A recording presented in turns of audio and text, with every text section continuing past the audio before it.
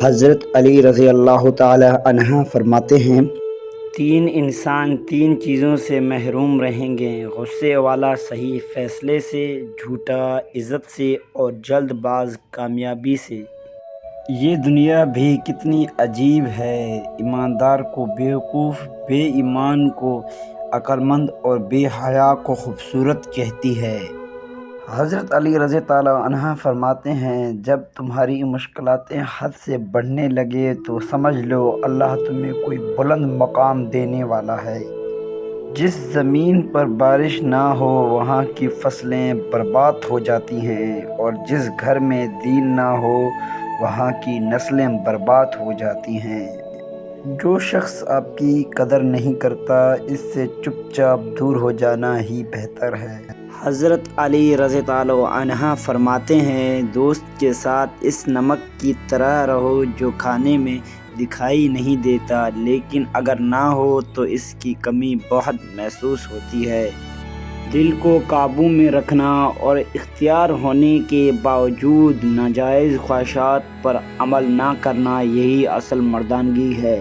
حضرت علی کا فرمان ہے، اتنے خشک نہ بنو کہ توڑ دیے جاؤ، اور اتنے نرم نہ بنو کہ نچوڑ دیے جاؤ۔ حضرت علی کا فرمان ہے، تمام تعریفیں اس ذات کے لیے ہیں کہ وہ جسے توڑے اسے کوئی جوڑ نہیں سکتا، اور جسے وہ جوڑے اسے سارے مل کر توڑ نہیں سکتے۔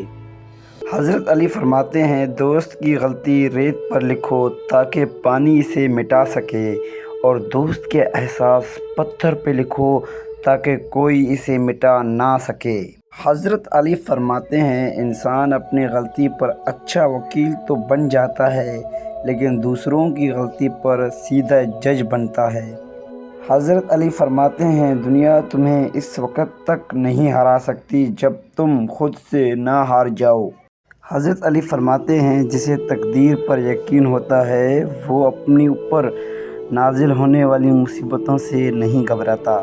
حضرت علی فرماتے ہیں، ہمیشہ ایسے شخص کو چنا کرو جو آپ کو عزت دے، کیونکہ عزت محبت سے کئی زیادہ خاص ہوتی ہے۔ غرور اور غفلت کا نشہ شراب سے بھی زیادہ ہوتا ہے، جو نشے میں مبتلا ہو جاتا ہے وہ جلد ہوش میں نہیں آتا۔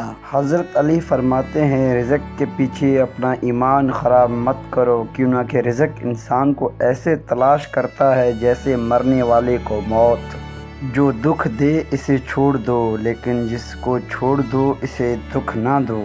حضرت علی فرماتے ہیں، تین رشتے بے نقاب ہو جاتے ہیں: بڑھاپے میں اولاد، مصیبت میں دوست، غربت میں بیوی۔ جھوٹ کا بھی ایک ذائقہ ہوتا ہے، خود بولو تو میٹھا لگتا ہے، کوئی اور بولے تو کڑوا۔ حضرت علی فرماتے ہیں، انسان کی پہچان علم سے نہیں ادب سے ہوتی ہے، اس لیے کہ علم ابلیس کے پاس بھی تھا لیکن ادب سے محروم تھا۔